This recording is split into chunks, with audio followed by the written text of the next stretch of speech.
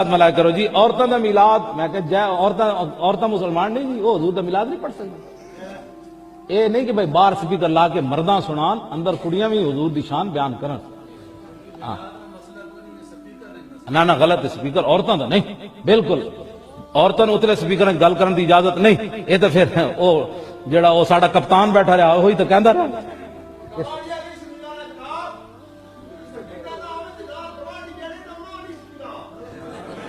نہیں اس طرح دی بات نہیں شرعی مسئلے ہوتے اندر کسی نو گواڈی ہوئے یا غیر گواڈی ہوئے شریعت دے مسئلے ہوتے گواڈیاں غیر گواڈیاں دا مسئلہ نہیں عورت دی آواز بھی عورت ہے بس کال ختم اے شریعت دے مسئلہ پتہ ہے تسی بولنا بھی جرم ہوندا ہے شریعت دا مسئلہ ہے بس بات ختم اطیعونی ما اطاعت اللہ و رسولہ صدیق اکبر نے اپنے پہلے خطبے کی سی میری گل اس وقت تک مرنی جب میں اللہ رسول کے پیچھے چلوں بس بات ختم جب حضرت عمر سے بھی شریعت کے بارے میں پوچھا جا سکتا ہے ممبر پر شریعت کے سارے پابند ہیں کوئی جو بات اوپر نکلنا چاہتا ہے وہ میں بس سخت حکم بیان کر دوں گا پھر ہاں میں بڑا ہلکا جو حکم بیان کر رہا ہوں بات ہے عورت دی آواز بھی عورت ہے بس جب اندر بیٹھ کر قرآن نہیں اونچا پڑھ سکتی باہر آواز آئے تو وہ کون ہوتی ہے جو اوپر سپیکروں میں میلاد پڑھے وہ تو حرام کام کر رہی ہے اندر بیٹھے حضور کے بیان عورتیں بیٹھے حضور کی شان بیان کرے حویلی میں بیٹھے اور وہاں یہ اتلے سپیکر ہے تسی عورتاں جی یہ تو عمران خان اور طاہر القادری کا دین ہے محمد عربی کا دین یہ ہے ہاں عمران خان جڑا اتھے کڑیاں نو نچاندا تے رہیا نا نچاندے اے تے جڑا نتیجہ نکل رہا جڑا سارا کچھ ہو رہا کل تک وہ قوم جو کھیلتی تھی ننگی شمشیروں کے ساتھ آج فلمیں دیکھتی ہے اپنی ہمشیروں کے ساتھ حضور کا دین یہی ہے جو میں آپ کے سامنے بیان کر رہا ہوں بالکل عورتوں اپنے گھر بیان ضرور کرن بچیاں نو مسائل دسن قرآن پڑھن حفظ کران دینی تعلیم دیون لیکن شریعت دی حد تے رہ کے شریعت تو باہر کسی نو بھی حد باہر نکلن دی اجازت نہیں جیڑا باہر حد کٹیا جائے گا ہاں سلامتی اسی میں ہے بس جب شریعت کی بات آئے سر جھکا لو این سر چکن والا شیطان ہوندا این سر چکن والا محمد عربی دا غلام شریعت کی بات آ گئی اللہ تعالیٰ مجھے اور آپ کو حضور کی محبت عطا فرمائے پڑی والے نو اللہ سدا بہار رکھے وہ پیر گناہگار نہیں جس کے پاس بیبیاں جاتی ہیں وہ گناہگار نہیں وہ تو مجرم ہے وہ خالی گناہگار نہیں وہ تو پاپی ہے وہ خالی گناہگار نہیں وہ تو دین کا ڈاکو ہے ڈاکو وہ تو فاسق ہے وہ تو دین کی حدیں توڑنے والا ہے وہ تو اس کو تو گھسیٹا جائے گا قیامت کے دن جو عورتوں سے بے پردہ ملتا تو گھسیٹا جائے گا لیکن سوال یہ ہے وہ خامد کدھر ہوتا ہے جس کی بیوی پیر کے پاس اکیلی جاتی ہے سوال یہ ہے وہ بھائی کدھر ہوتا ہے جس کی بہن پیر کے پاس اکیلی جاتی ہے سوال یہ ہے بیٹا کدھر ہوتا ہے جس کی اماں اکیلی جاتی ہے میرے نبی رحمت نور مجسم شفیع معظم سرور کون و مکا سیاح لامکا صلی اللہ علیہ وسلم کی خدمت عالی مرتبت میں صحابی نے پوچھا کہ یا رسول اللہ اگر نیک ہو بندہ بی بی بھی نیک ہو تو ایک میں بیٹھ سکتے ہیں اعلیٰ حضرت نے فرمایا اگر عورت دین سیکھنے چاہے پیر کے پاس جائے تو اپنے خاوند کے ساتھ جائے اپنے بھائی کے ساتھ جائے پھر بھی پردے میں بیٹھے دور بیٹھے آواز کے ساتھ بات کو سمجھے لیکن اس کو تنہائی کرنے کی اجازت کسی کو بھی اجازت ہے وہ چاہے جو مرضی بھی ہو کوئی بھی ہو بڑی کھلی بات کر رہا ہوں میرے حبیب پاک سے پوچھا حضور اگر مرد عورت نیک ہو پھر بھی تنہا نہیں بیٹھ سکتے میرے محبوب نے فرمایا اگر زکریا کے بیٹے یحییٰ ہو اور عیسیٰ کی والدہ مریم ہو تو پھر بھی میں انہیں تنہا رہنے کی اجازت نہیں دیتا پھر بھی انہیں تنہا رہنے کی میں اجازت نہیں دیتا پھر بھی اجازت نہیں ہے جب میرے رسول پاک صلی اللہ علیہ وسلم نے اتنی پابندی لگا دی جب بات حضرت حسن بصری اور رابعہ بصری کی آ گئی جب بات جناب مریم سلام اللہ علیہا اور جناب سیدنا زکریا علیہ السلام کی آ گئی جب یہاں تک بات پہنچ گئی تو پھر تو ماڈرن ہے پھر تو زیادہ اعتبار والا ہے کہ تیری بیٹی یونیورسٹی ڈرائیور کے ساتھ جاتی ہے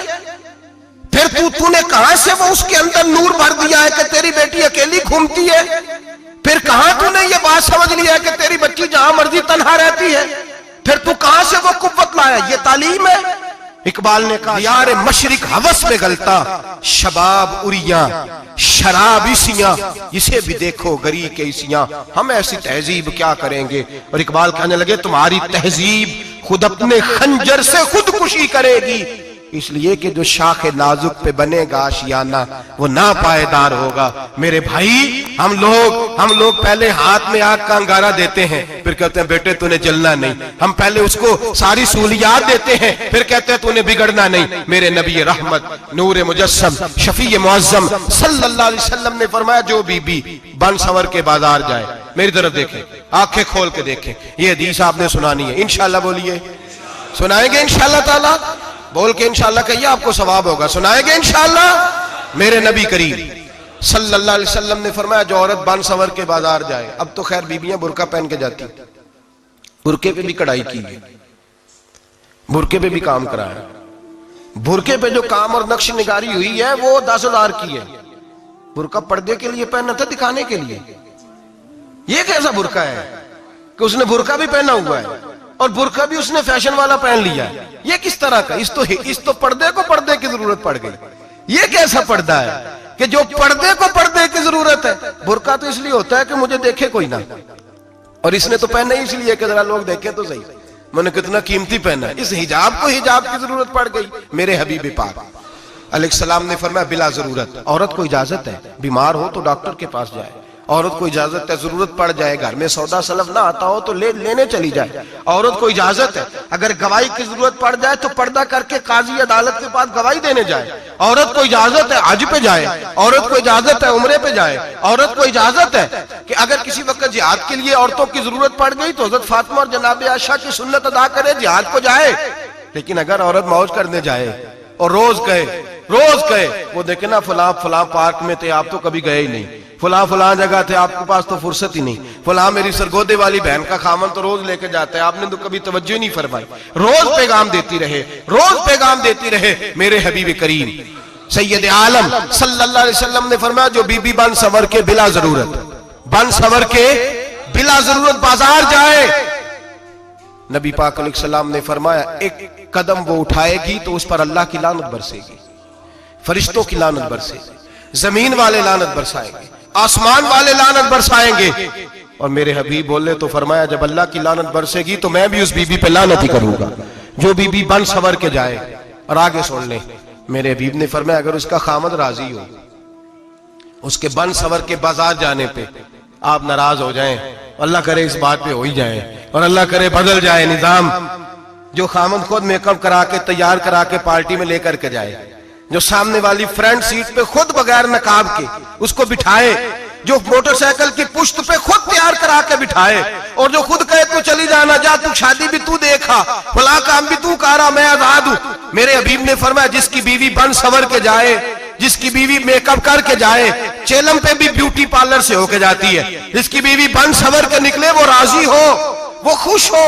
بعض ایسے منع کرتے ہیں، ناراض ہوتے ہیں، وہ گناہ صرف عورت کے ذمے ہے، لیکن اگر عورت بن سور کے نکل رہی ہے اور خامد راضی ہے، وہ کہتا ہے ہاں ہم ماڈرن ہیں، ہم جدید دور کے ہیں، ہاں جدت اسی کا نام ہے، ہاں پھر لوگوں کو پتا کیسے چلے گا ہمارے پاس پیسے ہیں، کیسے پتا چلے گا کہ 3 گاڑیاں ایک ابا جی کے پاس ہے، ایک بیٹی کے پاس ہے، ایک بیوی کے پاس ہے، کیسے پتا چلے گا کہ ہم بہت تعلقات والے ہیں، ابا جی فلاں شادی پہ، بیٹی فلاں گھر میں اور بیوی فلاں گھر چلی گئی، ہمارے تعلقات زیادہ ہیں اس لیے ہمیں زیادہ جانا پڑتا ہے۔ میرے حبیب کریم علیہ السلام نے فرمایا عورت بن سور کے جائے، خامد راضی ہو، وہ جتنے قدم اٹھائے گی اتنے ہی اپنے خامد کے لیے جہنم میں مکان تعمیر کرے گی۔ فرمایا اس کے خامد کے لیے اتنے مکان دوزخ میں تیار ہو گئے، وہ جلایا جائے گا، وہ تپایا جائے گا، وہ جہنم کی آگ کا ایندھن بنے گا۔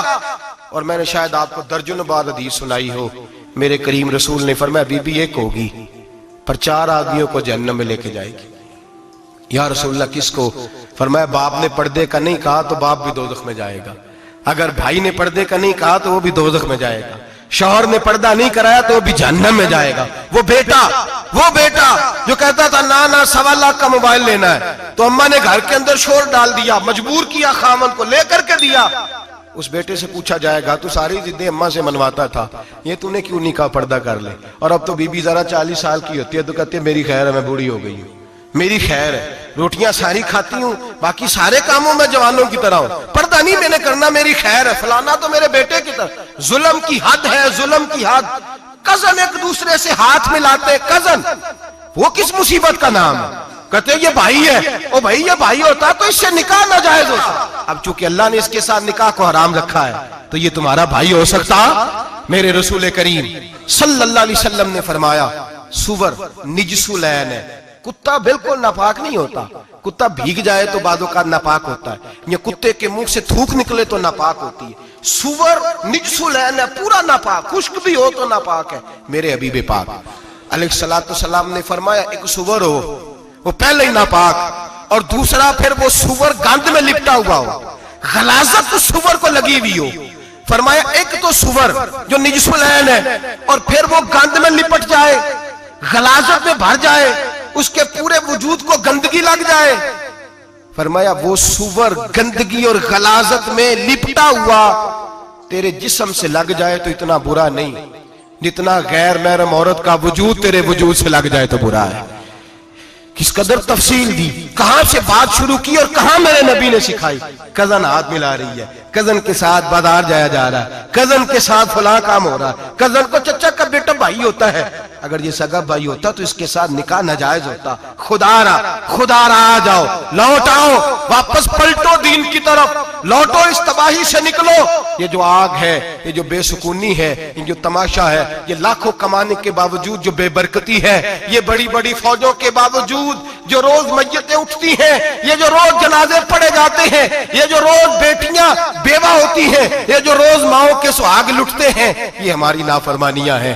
ہم دین کے معاملے میں ہم لوگوں نے نرمی شروع کر دی ہے. ہم اللہ اور اس کے رسول سے بغاوت کرنے لگے ہیں. میرے حبیب کریم سید عالم نور مجسم شفیع معظم صلی اللہ علیہ وسلم نے فرمایا زنا صرف شرمگاہ کا نہیں ہوتا. حضور نے فرمایا آنکھیں بھی زانی ہوتی ہیں, کان بھی زانی ہوتے ہیں, زبان بھی زانی ہوتی ہے. بخاری مسلم دونوں میں موجود ہے. صحابہ نے عرض کی حضور زبان کیسے زانی ہوتی ہے؟ فرمایا جو نماز کے باوجود گند بولتا ہے, غلیظ گفتگو کرتا ہے, وہ زبان کا زانی ہے. اور فرمایا جو روز گند دیکھتا ہے وہ جتنی مرضی تہجدیں پڑھے وہ آنکھ کا زانی ہے. اور جو گندی باتوں میں لذت محسوس کر کے سنتا ہے وہ جتنا مرضی روز اٹھ کے مسجد میں جھاڑو دے وہ کانوں کا زانی ہے. میرے نبی نے فرمایا آنکھ کا زنا بھی چھوڑ دو, کان کا زنا بھی, بولیے کان کا زنا بھی, زبان کا زنا بھی. مسند امام احمد بن حنبل اٹھائیے. ایک صحابی نے عرض کی حضور نماز میں دل نہیں لگتا, میرا قرآن پاک میں دل نہیں لگتا, درود و سلام میں دل نہیں لگتا. آمنہ کے معصوم لال نے کیا جواب دیا؟ حضور نے فرمایا جا اپنی نظر جا کے پاک کر لے, اللہ کے نبی کا وعدہ ہے تیرا سجدے میں دل لگنے لگ جائے گا. جا اپنی آنکھ کو طہارت دے, وضو کرا, نظروں کو پاک کر, اللہ کے رسول کا وعدہ ہے تیرا قرآن پاک میں دل لگے گا. جا کے اپنی نظر کو پاک کر, وعدہ ہے تیری زبان پہ درود و سلام جاری ہو جائے گا, اللہ کا ذکر جاری ہو جائے گا. میرے بھائیوں, عورت کا پردہ, عورت کا حجاب دین میں اسی طرح فرض ہے جس طرح نماز فرض, جس طرح روزہ فرض ہے, جس طرح زکوٰۃ فرض ہے, اسی طرح عورت کا پردہ بھی فرض ہے. اگر کسی گھر میں عورت پردہ نہیں کرتی اس گھر کے مکین سارے اللہ کے حضور جواب دے ہیں. میرے حبیب کریم علیہ السلام نے جس عورت کو پسند کیا, جس عورت کی تعریف کی, جس عورت کے بابت میرے نبی نے ارشاد فرمایا, اور بڑے خوبصورت لفظ ہیں صاحب احکام القرآن نے لکھے ہیں. میرے حبیب پاک نے صحابہ کی محفل سجائی, مجمع کھچا کھچ مسجد بھر گئی. حضور نے فرمایا بول کے بتاؤ خیر النساء کون سی ہے, عورتوں میں سب سے اچھی بی بی کون سی ہے, بول کر کے بتاؤ. حضرت صدیق اکبر سے لے کر مولا علی تک, حضرت علی سے لے کر جناب بلال تک, حضرت سلمان فارسی سے لے کر عبداللہ مزنی تک بھرا پڑا ہے مجمع. حضور نے فرمایا بولو سب سے اچھی عورت, سب سے اچھی عورت کون ہوتی ہے؟ ایک صحابی کہنے لگے حضور جس کی نماز قضا نہ ہوئی ہو. فرمایا وہ بھی اچھی ہے پر تم میری مراد کو نہیں پہنچے. ایک نے کہا حضور جو خامد کی تابعدار ہو. فرمایا وہ بھی اچھی ہے پر تم میری مراد کو نہیں پہنچے. ایک صحابی نے کہا یا رسول اللہ جو پاک دامن ہو. حضور نے فرمایا تم میری مراد کو. حضرت علی فرماتے ہیں جب سب کے جواب غلط ہو گئے تو میں, قد میرا چھوٹا تھا, میں پیچھے بیٹھا تھا, میں گردن جھکا کے پیچھے سے نکل گیا. سیدہ طیبہ طاہرہ حضرت فاطمہ الزہرا رضی اللہ تعالی فرماتے ہیں بی بی صاحب کے پاس پہنچا. میں نے کہا فاطمہ حضور نے سوال کیا ہے. تو حضرت فاطمہ بھی گویا مسکرا کے کہنے لگی علم کے شہر کے دروازے تو آپ ہی ہیں, تو آپ یہاں آ گئے. کہا حضور نے سوال کیا ہے اور مجھ سے لے کر ابو بکر عمر عثمان غنی تمام کو کسی کو جواب نہیں آیا. हुजूर ने पूछा बेहतरीन औरत कौन होती है? बेहतरीन खैरुन निसा, बेहतरीन बीबी कौन होती है? तो हजरत सैयदा फातिमा कहने लगी अली बड़ी सादी सी बात थी, सादी सी बात थी, समझ नहीं आई? का फातिमा बतला दो इतनी सादी है। तो हजरत फातिमा कहने लगी सबसे बेहतरीन औरत वो होती है न कभी गैर महरम ने वो बीबी देखी हो।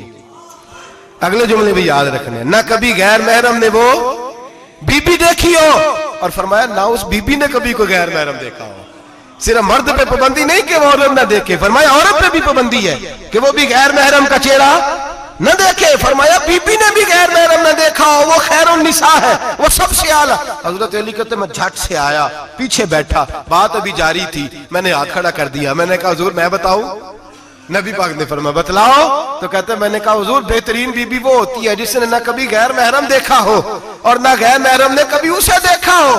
अली फरमाते हैं मैंने जवाब दिया तो मेरे रसूल की आंखों में आंसू आ गए, हुजूर रोए और फरमाते हंसते मुस्कुराते अचानक सहाबा के आंसू बरसने लगे, मजमे पे कैफ सा तारी हो गया, आंखें बरसने लगी।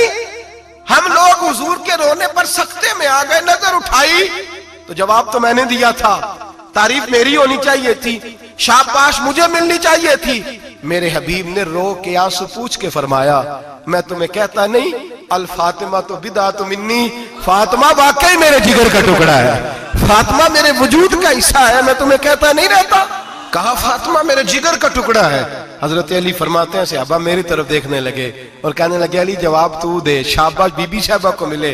तो कहते हैं मैंने कहा हुजूर रोए हैं तो आंसू मेरे भी छलक ही पड़े हैं। फरमाने लगे लफ्ज मेरे हैं पर सोच उस बेटी के है जिसकी तरबियत मोहम्मद अरबी ने फरमाई है। फरमाया जुमले मेरे हैं, नाकिल मैं हूं, बात मैं बयान कर रहा हूं, लेकिन पीछे सोच उस नूर वाली बेटी की है जिसको अपने घर के अंदर रह के आंगन में रख के रसूल पाक ने परवरिश फरमाई। हजरत फातिमा फरमाती हैं हजरत अली मेरे पास दौड़े आए और कहने लगे फातिमा चल मस्जिद, पता नहीं हुजूर को क्या हो गया है। हुजूर रो रो के बेहाल हो गए और हुजूर हुजरे में रो रहे हैं और हिचकियों की आवाज मस्जिद में आ रही है। चल जरा चल के हुजूर की बात देख क्या हुआ है, हमारी तो ताकत नहीं अंदर जाने की। सैयदा तैयबा ताहिरा हजरत फातिमा झट से पर्दा ओढ़ा, हाजिर खिदमत हुई, अंदर गई, कहती हुजूर के कंधे पे हाथ रखा तो महबूब बेटी के हाथ की ठंडक महसूस की, सर सजदे से उठाया।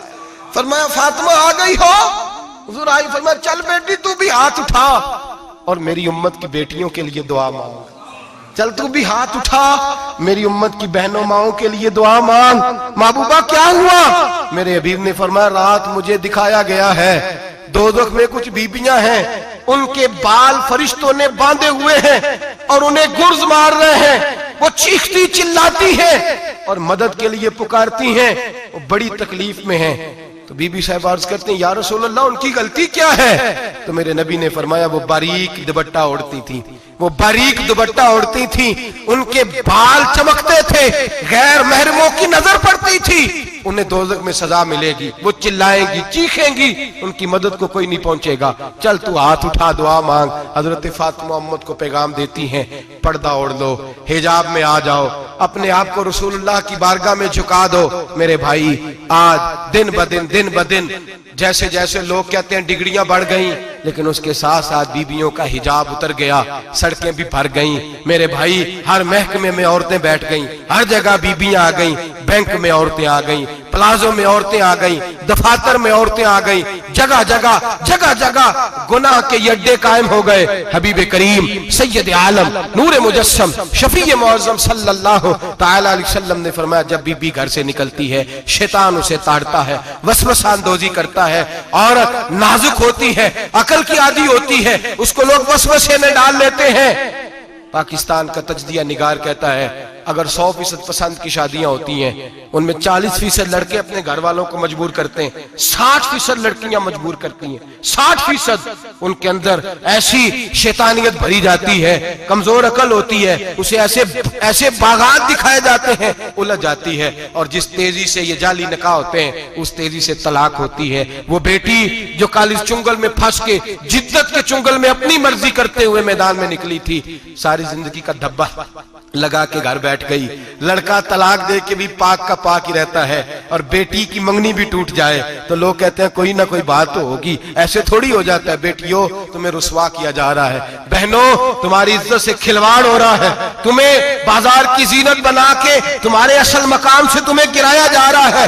تم سمجھ رہے ہو ہم جدید ہو گئی, لیکن تمہارا نقصان ہو رہا ہے. تمہیں رسوا کیا جا رہا ہے. آؤ در رسالت مآب پہ, آؤ میرے نبی پاک کے دروازے پہ. میرے حبیب نے فرمایا جس بی بی میں 4 خوبیاں ہوں. کتنی ہوں جی؟ یہ آپ نے دعا کر دی, اللہ کرے میری بیٹی میں 4 خوبیاں آ جائیں, اللہ کرے میری بہن میں 4 خوبیاں آ جائیں, اللہ کرے ہماری گھر کی مستورات میں اونچا آمین کہیے سب میں 4 خوبیاں, اللہ کرے بھر جائے 4 خوبیاں. میرے حبیب نے فرمایا جو بی بی ضروریات دین کا علم جانتی ہو, دوسری خوبی اس بی بی کے اندر یہ ہو کہ وہ بی بی اپنے خامن کو راضی کرنے والی ہو. تیسرا فرمایا اس بی بی میں خوبی یہ ہو کہ اللہ کے محرمات کا خیال رکھتی ہو, حرام میں نہ پڑتی ہو. چوتھا فرمایا پردے کی پابند ہو. فرمایا جیسے ہی وہ مرتی ہے عرش کا مالک اس سے حساب ہی نہیں لیتا, اسے بغیر حساب کتاب ہی جنت عطا فرما دیتا ہے. جو پردے کی پابند ہو, خامد راضی ہو, محرمات سے بچتی ہو, فرمایا وہ بی بی اللہ تبارک و تعالی اس سے کوئی حساب کتاب بغیر حساب کے اللہ اس کو جنت میں داخل کر دیں گے. رب حساب نہیں پوچھے گا. اللہ کرے میری بیٹی بھی بغیر حساب جنت جائے, مائیں بہن بیویاں بغیر حساب جنت میں جائیں. اللہ کرے ہم سب کے گھروں میں جتنی عورتیں ہیں ان سے کوئی حساب نہ لیا جائے, بغیر حساب ہی جنت میں جائیں. پھر انہیں پردے کا پابند کرو, پھر انہیں شوہر کی تعظیم سکھاؤ, پھر انہیں حرام سے بچنا سکھاؤ, پھر انہیں رسول اللہ صلی اللہ علیہ وسلم کی بیٹی کا اسوہ نور سکھاؤ, پھر انہیں حضرت عائشہ کی سیرت پڑھاؤ, پھر حضرت خدیجہ الکبریٰ کا طریقہ بتلاؤ, پھر انہیں رسول اللہ کی کنیزائیں بناؤ.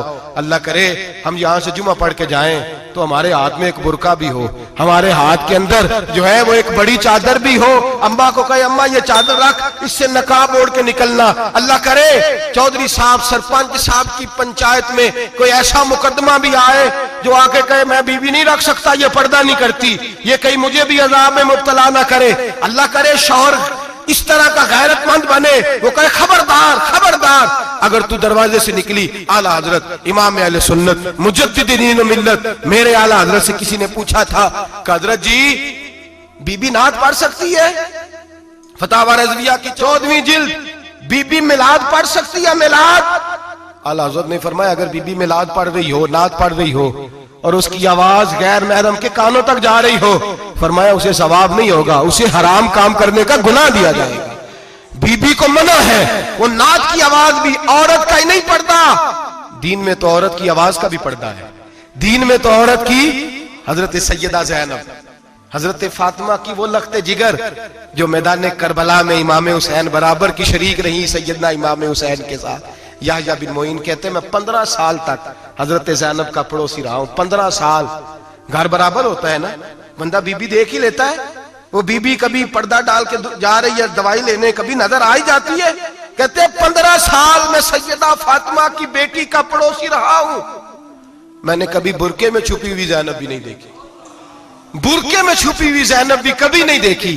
حضرت عبداللہ بن جعفر طیار جناب علی المرتضیٰ کے بھائی تھے, ان کے بیٹے کے ساتھ ان کا نکاح ہوا تھا, بیمار ہو گئی تو حضرت عبداللہ کہنے لگے زینب چل تجھے حکیم کے پاس لے جاؤں, طبیب کے پاس لے جاؤں.